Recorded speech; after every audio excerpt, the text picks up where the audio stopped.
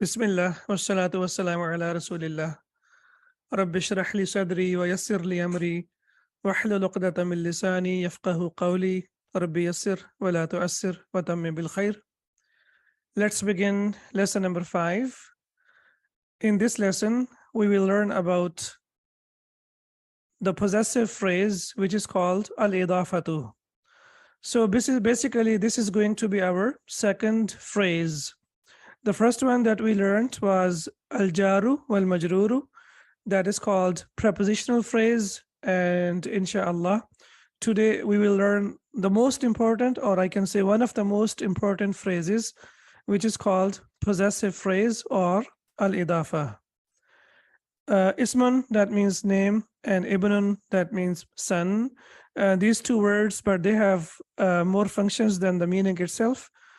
Then we will learn a verb, adverb, in fact, tahta, and in Arabic we call it adharf, or in English we say adverb. And then we will learn about harfu nida'in, vocative particle, ya.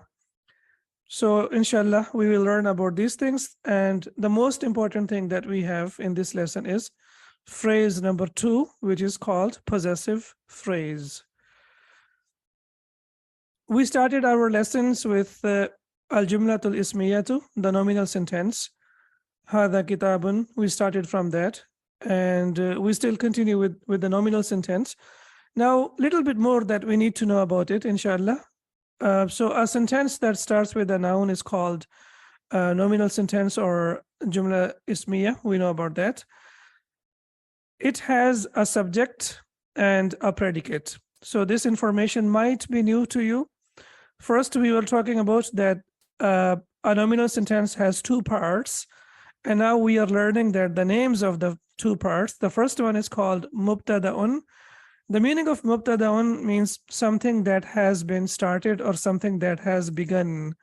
And then in grammar, we say subject. And predicate, khabarun. Khabarun means news, and basically it's a news about the subject. For example, when we say hadha, when we say this, now it is mubtada'un, it's a subject. Now you are waiting for the news, for the khabar. Like when I say hadha, the meaning is not clear. But when I say hadha kitabun, then the meaning is clear, and then it becomes a complete nominal sentence. And the second part is called predicate or khabarun. So mubtada'un and khabarun. Both the subject and the predicate are always nominative. They are marfu'. Marfu', as we know, that either they have dhamma or dhammatan. The subject is mostly definite, ma'rifatun, and we have discussed about this a lot. We have started from lesson number 1 discussing about this. And the predicate is mostly nakiratun or indefinite. And you remember that we used to discuss the combination of definite and indefinite makes a complete sentence. Both subject and predicate are equal in number and gender. That is very, very important information. The rest of the information we have discussed a lot. But this information, we need to focus on this, that the subject, the first part of the sentence, and predicate, the second part of the sentence, are equal in two things. They are equal in number and gender. That's why, if you remember, in the beginning of the lessons, I gave you a very clear idea about the 4 properties of the noun: capacity, gender, number, and status. So these 4, without knowing these 4 properties of the noun, it is not possible for us to be able to understand a nominal sentence. Now, if you see here, al-kitabu jadidun. First of all, what is this al-kitabu? First of all, what we have to do, we have to put a line in between, and then we have to look for the meaning of is or am. So al-kitabu is mubtada'un, subject, and marfu'un, as we can see it has dhamma, and ma'rifatun because it has al with that. Okay. It is singular, al-kitabu. It is just the book, and it is also masculine. Why do we say it's masculine? Because there is no reason why we should say it's feminine. It does not have ta marbuta, and it does not have any other reason. So that's why we say that this is masculine. Then we have jadidun, and this is called khabarun, as we can see over here.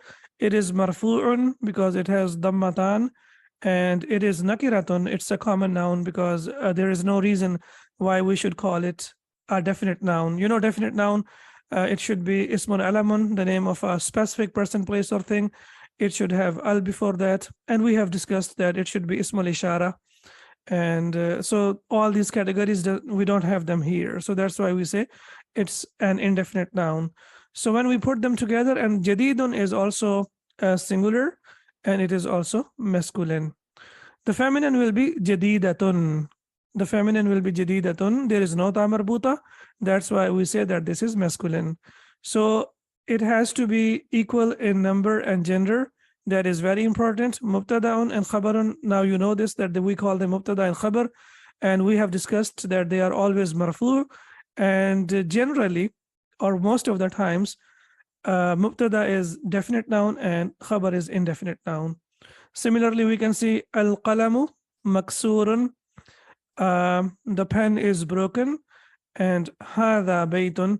And this is a house. Now, hadha is marfu. How do we know that this is marfu? Because it is in the place of the subject. Do we have dhamma or dhammatan on it? No, we do not have. How do we know? Because this is ismul ishara, demonstrative pronoun. And we have learned that all demonstrative pronouns, they are marfu. The original construction, they are marfu, and also they are definite nouns. And they are mabniyun. Please remember that they are mabniyun. That means they are fixed. The ending will never change. They will remain always like this. Yeah, if we are talking, there is a question. If we are talking about two things, if, for example, if we have two books, so then we will say al-kitabani jadidani. So we have to change the subject the predicate according to the subject. If the subject is singular, the predicate has to be singular. If the subject is plural, then the predicate has to be plural. And if the subject is dual, then the predicate has to be dual. They have to be equal in number and gender. So al-kitabu jadidun. But if we have two books, then what do we say? Al-kitabani jadidani. Do you remember the ani sound? Ani sound for the dual. Ani, al-kitabani jadidani.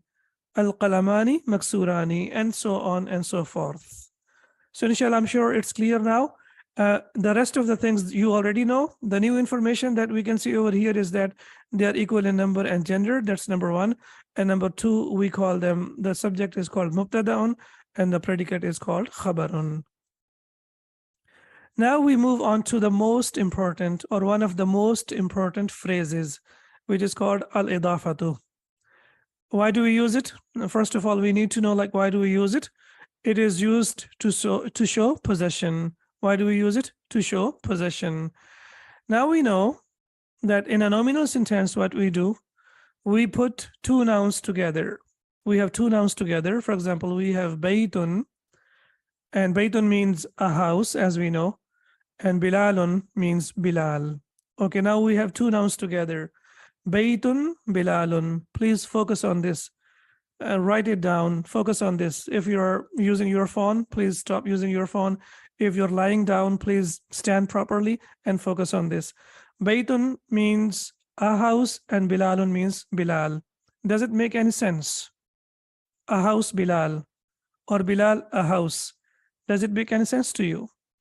We have two nouns together, but what happened, we do not have a clear meaning. Yeah. Now, what we want, that's why I told you that the case endings are very, very important. Now, look what happened over here. Now, I changed baytun into baytu. So, tanween, that was dhammatan, dhammatan has changed into dhamma. So, we say that the ending was heavy, and now it has become light. Why we say light? Because dhammatan, fathatan, and kasratan, that means they are heavy. And dhamma, fatha, and kasra, that means they are light. So number one, the noun has become light. So we see baytu. And the second noun we can see over here has become bilalin. So the changes, please note down. The first change, baytun became baytu. And the second change, bilalun became bilalin. So it was marfu, but here it has become majroor. And now look at the meaning. What meaning do we get over here? The house of Bilal. That's why we discussed that it is used to show possession. And you know that in English, we can say this in two ways.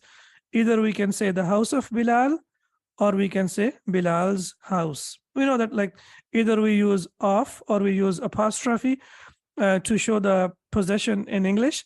And in Arabic, what we have to do, we have to put two nouns together and we have to change the case endings. Now you see how the case endings, how important they are. Changing the case endings will change the meaning. So Baytun became Baytu and Bilalun became Bilalin. And now look at the changes that we have discussed now. So what happened? Baytun became Baytu. And what we need to know now, that the first noun, as of now, I'm saying first noun, but inshallah, with the passage of time, we will see that they have specific name. No tanween. So the first noun doesn't take tanween. That's number one. Number two, it does not take al. Please note it down that the first noun does not take, or the first, we can say the first part of the idafa construction does not take tanween and does not take al. And the second part of the idafa construction, it is always majroor. It is always what? Majroor. That means either it has kasrah or it has kasratan. And now you should know that we have two things. The first one is the thing possessed. So the thing possessed is called mudafun, and the possessor is called mudafun ilayhi. So as I said, that I will tell you the name. So the thing that is possessed is called mudafun, and the person is called, or the possessor is called mudafun ilayhi. And the order will always be like this. Thing will come first, and the honor will come after the thing. As we can see here, Bayt is a thing, and Bilal is the possessor. So Baytu, we will say, is mudaf, and Bilalin is mudafun ilayhi. Is this clear? Any doubts, please tell me now, because this construction is very common in the Quran, in Arabic language, and you will find so many examples in the Quran. And inshallah, aren't they called mudaf ilayhi? Yeah, that's what I'm saying. Baytun is called mudafun and Bilalin is called mudafun ilayhi. But the construction, the complete construction is called al-idafa, or we call that possessive phrase, okay? And this is our phrase number two. Phrase number one. Okay, I have a question. What is common between phrase number one, that is a prepositional phrase, and phrase number two? There is something common. If you figure that out, that would be amazing. What is common between phrase number one and phrase number two? Prepositional phrase and possessive phrase. There is something common. Ahsanti. Yes, perfect. Yeah, both of them have kasra. Perfect. So now from today, you should know that in Arabic, the noun will be majroor only for two reasons. And what are the two reasons? Reason number one, if there is a preposition, for example, min or like be or any preposition, so the noun after preposition will be majroor. And number two, when it is a possessor or when it is mudaf ilayh, it will be majroor. So there are only two reasons that the noun can be majroor, and both of them you already now you know about it. And then we use it for the possession. It gives the meaning of and it gives the meaning of apostrophe s. Let's begin the lesson, inshallah, and now you will enjoy it. Ad-Darsu al-Khamisu, lesson number 5. Okay, if we use Ibrahim, there is a question. If we use Ibrahim instead of Bilal, then of course it will be Ibrahima. You know that Ibrahim is partially flexible noun. It does not accept kasra, so it will be Baytu Ibrahima. Baytu Ibrahima. Ad-Darsu al-Khamisu, lesson number 5. Akitabu Muhammadin Hada Ya Yasiru. Is this the book of Yasir? Is this the book of Yasir? So we have Sa'id. Akitabu Muhammadin Hada Ya Yasiru. O Yasir, is this the book of Muhammad? Yeah. So there is a small problem, a mistake over here. O Yasir, Is this the book of Muhammad? Is this the book of Muhammad? O Yasir. Okay. As we know that this is Hamzatul Istifham, it is used to ask a question. And now this construction we can see over here is idafa construction. Kitabu is, we can see that this is light, and Muhammadin is majroor. Okay, one more thing you should see over here, that 95% of the cases, please remember 95% of the cases, the thing is indefinite noun and the possessor is a definite noun. Let me repeat it again.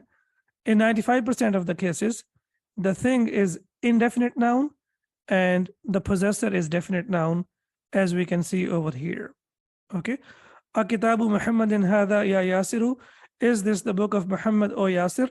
Okay, yeah, you see over here, the particle ya, the vocative particle, and after that, the noun does not take tanween. Please check over here. After ya, the noun does not take tanween. It is always light and it takes dhamma. So now you can see that there are two cases that the noun has to be light. Number one, when it is mudaf, or when it is a thing possessed, and number two, when it comes after ya, then in two cases it will be light, as you can see over here. That means it will not take tanween. Here it cannot take tanween, and here it cannot take tanween. It cannot be ya yasirun, it will be wrong. It is ya yasiru, as you can see over here. Yasirun la hadha kitabu hamidin. Hadha kitabu hamidin. No, this is Hamid's book, as we can see over here, the possession apostrophe s, or this is the book of Hamid. Okay, now please remember that this construction, idafa construction, it can be mubtada, it can be subject, and it can be predicate, it can be khabar. But we cannot break it. We cannot make it half and half. It's not possible that we put hadha kitabu and then we put Hamidin and we put a line over here. That will be wrong. Okay. So this construction, al-idafa construction, it can be either subject or it can be predicate. We cannot make it half and half. Either it can be subject or it can be predicate. Okay. So hadha, this kitabu Hamidin is Hamid's book. Okay. This is Hamid's book. Aina kitabu Muhammadin. Where is Muhammad's book? Now you can see over here, once you get the idea, inshallah, it will be very easy. Where is Muhammad's book, or where is the book of Muhammad? Now you can see over here that the thing possessed is light and the noun, the possessor, is majroor after that. And we can see that this is indefinite and this is definite. And I told you that, let me make it 95. It can be 99%, but let's to be on the safe side, we can see that 95% of the cases, the thing is indefinite and the possessor is definite noun. Yasirun huwa ala al-maktabi hunak. So huwa means it, as we know that for book we have to translate it as it. Huwa ala al-maktabi. Now you can see here that the noun is majroor, but why is it majroor? Because of ala. It is on the desk. Hunak, there. Hunak is also it's a dharf, or it is an adverb. Okay. So please write it down that this is also an adverb. It means there. It means there. Hunak. It means there. Okay. So huwa ala al-maktabi hunak. It is there on the desk. As you can see the translation, it is there on the desk. Sa'idun aina daftaru Ammarin. Again, subject and predicate. So daftaru Ammarin is subject and aina is predicate. Because it's a common noun, it's an indefinite noun, and this is definite noun. So the definite noun always comes as mubtada and indefinite noun comes as predicate. Where is Ammar's notebook? So you can see here the apostrophe. So the meaning is always, it gives us the meaning of possession. Either we have apostrophe s or we have the meaning of off. Huwa ala maktabi al-mudarrisi. Okay, now something very important. Please note over here. Huwa ala maktabi al-mudarrisi. Maktab, as we can see, this is a thing possessed. This is mudaf. Al-mudarrisi is mudaf ilayh. This is the possessor and this is the thing possessed. Now, please note that the thing possessed, it can have dhamma it can have fatha and it can have kasra. The thing possessed, it can have dhamma, it can have fatha and it can have kasra. But the possessor is always majroor. The possessor is always majroor. That means the thing possessed or mudaf, the ending can change according to the amil. For example, we have ala, and we know that after ala, the noun is always majroor. So the ending of this can change, but the ending of mudaf alayh will never change. It will always remain as it is. So huwa ala maktabil mudarrisi, it is on the teacher's desk, or it is on the desk of the teacher. Sa'idun, qalamu man hadha ya aliyu. Please note over here that after ya, the noun is light. It does not take tanween, it will only take dhamma. Qalamu man.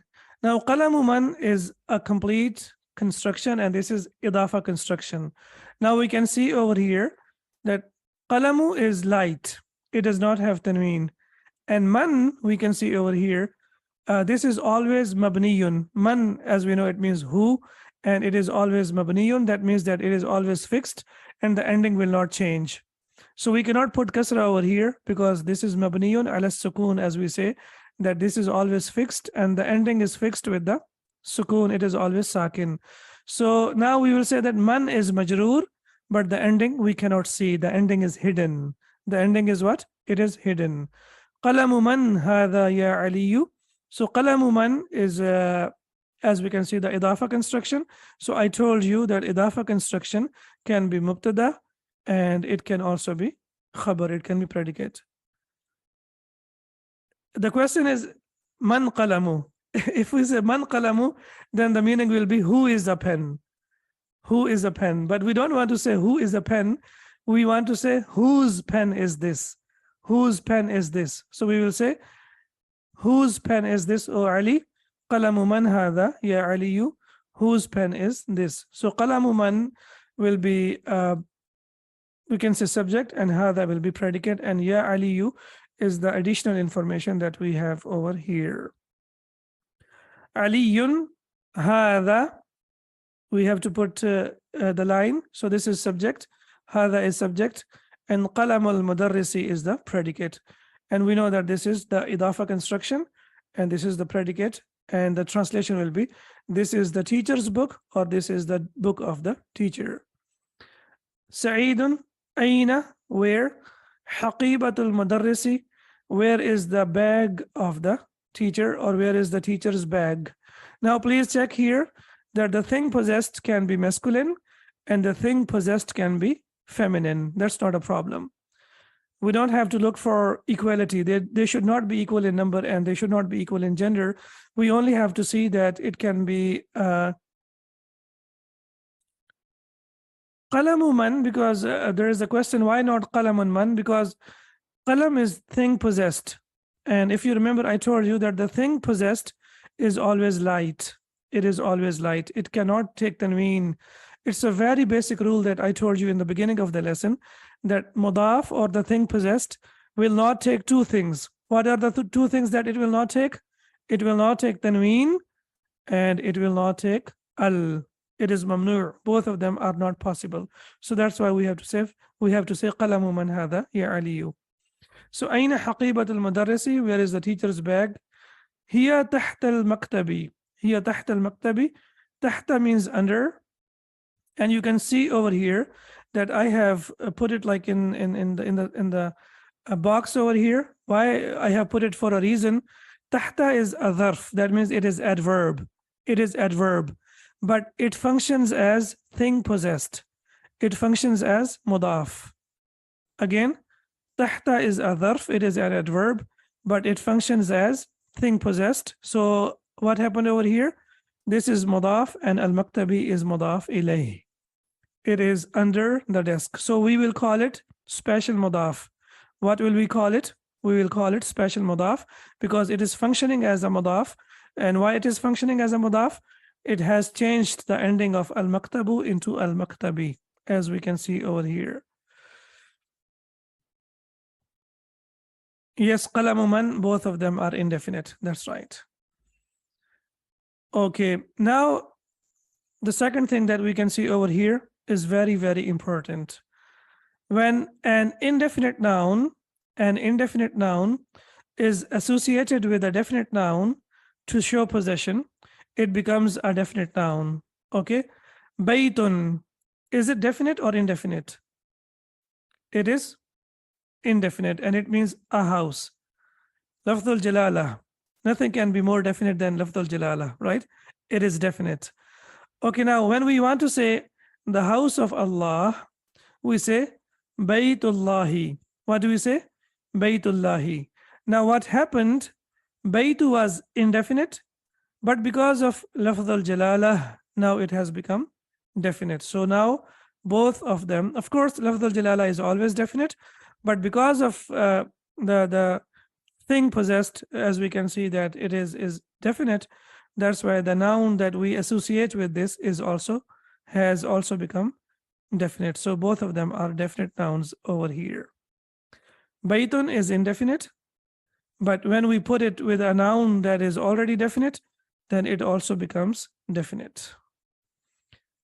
Is this clear? Does it make any sense? Today's lesson might be short, but it consists of lots of beautiful ideas, and inshallah, these ideas will change your experience of learning Arabic language. Inshallah, they will completely change your experience of learning Arabic language. So if you are able to grasp these two ideas that I gave you today, or three ideas, number one, that the subject, the first part is called subject, mubtadaun, and the second part is called khabarun, subject and predicate. And then number two, idafa construction.